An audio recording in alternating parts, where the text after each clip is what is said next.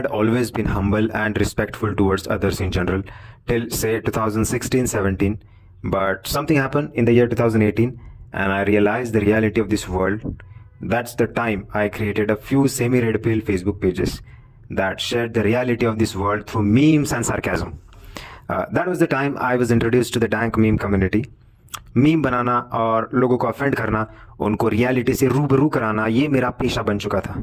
Also same time I fail into the bad company और मेरा वहीं से डाउनवर्ड स्पायरल शुरू हो गया. मेरे साथ एक के बाद एक डिसअपॉइंटिंग चीज़ें होने लग गई.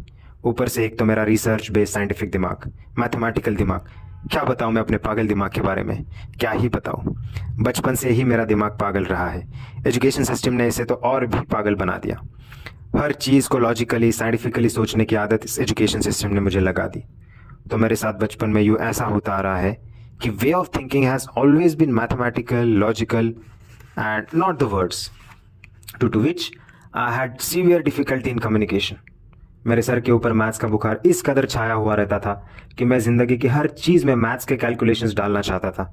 जैसे कि while walking down the street मैं स्टेप्स कैलकुलेट करता था. किसी से कुछ बात करनी होगी तो लॉजिक पर ही फोकस करूंगा. मतलब ऐसा कि लाइफ मेरी फॉर्मूला सेंट्रिक बन चुकी थी. इससे मेरे अंदर खतरनाक लेवल के मेंटल इश्यूज डेवलप हो गए.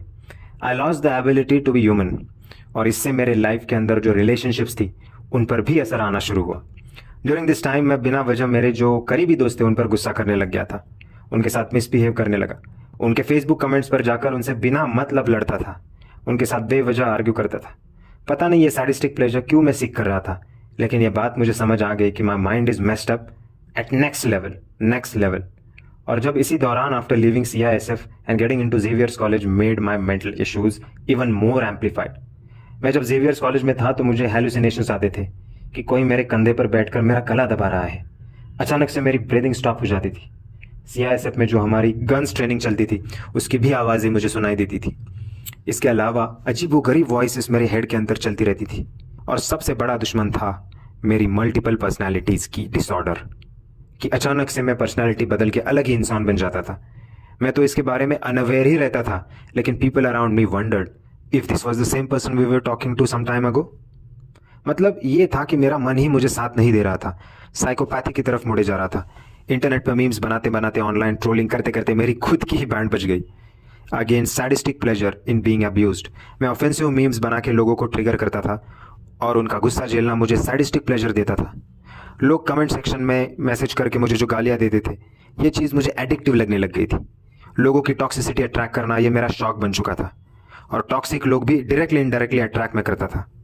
यही रीज़न था कि मैंने जेवियर्स कॉलेज मैनिफेस्ट किया था, अट्रैक्ट किया था, जो टॉक्सिसिटी का मानो अड्डा ही था. यहाँ पर मैं एक्सेंट बदल बदल के लोगों के साथ बात करता था. क्या ही फेक बन चुका था मैं, क्या ही फेक. मैं इन लोगों के बीच में रहकर ऑलमोस्ट चेंज होने के कगार पे था. I lost my competitive advantage, masculine essence. I lost my edge. मैं ऐसी बातें करने लग गया कि spread love, spread kindness, be empathetic. मतलब मैं पूरा वीक हो गया.